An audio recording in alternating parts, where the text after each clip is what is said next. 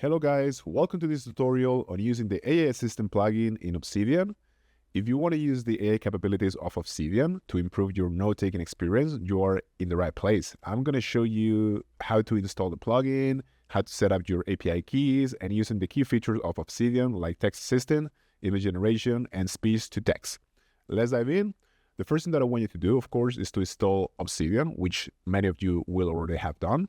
But just go to the Obsidian page here and let's go to Get Obsidian for Windows or for any other platform, okay? You might be using, for example, Mac or Linux, okay? So just download this file here for your platform and just install the program here.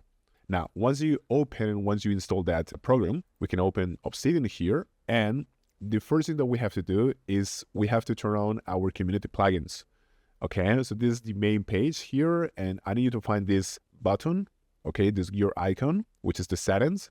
And now you have to go to community plugins and you have to turn on your community plugins here. So let's actually turn on and reload.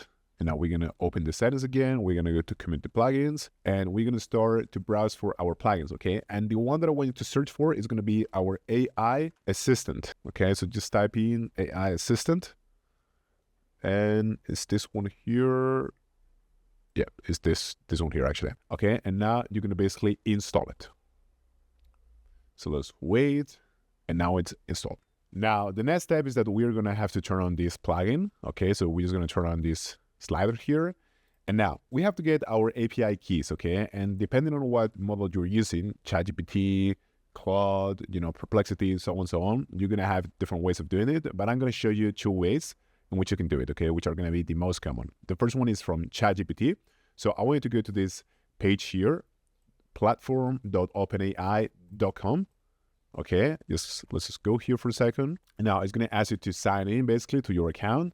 And I want you to go to this gear icon to settings. And then you have to go to API keys and you have to create a new key.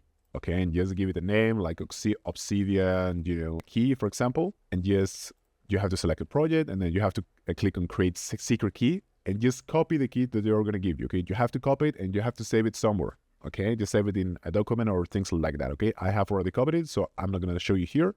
But yeah, just copy the key. And the same goes for Anthropic, okay, for Claude. This is the console.anthropic.com, okay, which is basically Claude. And then you can go to the gear icons, to API keys, and follow the same process. Now, what are we going to do is we're going to go to Obsidian, back again. When we have turned on this slider, we can go to AI Assistant, which is going to appear at the very bottom. We're just going to click on it. And now we're just going to paste the OpenAI key, but you can also do it with your Anthropic, with your Claude key. Okay, so just paste it here. Now, you also have to select the model that you want to use and also the image model that you want to use, okay? I actually recommend keeping DALL-E 3, okay, which is the best model for image generation. Do not go to DALL-E 2, which is very bad. And for the model lane, that depends on, how much you're going to write and the plan that you have with GPT. But I recommend keeping it to GPT-4. Now, once this is ready, we can start using these AI capabilities inside of our Obsidian, okay? So the first thing is we're going to create a new node, okay? And we're going to select any previous node that we may have. In my example, I have this independence essay about the war in the USA, which has a lot of mistakes, first of all.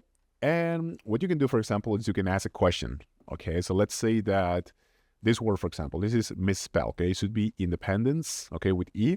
So what I'm going to do is, and this is very important, I'm just going to press Control P, okay, Control P. And I'm going to, for example, now open an assistant chat, and I'm going to ask, should it be spelled independence or independence?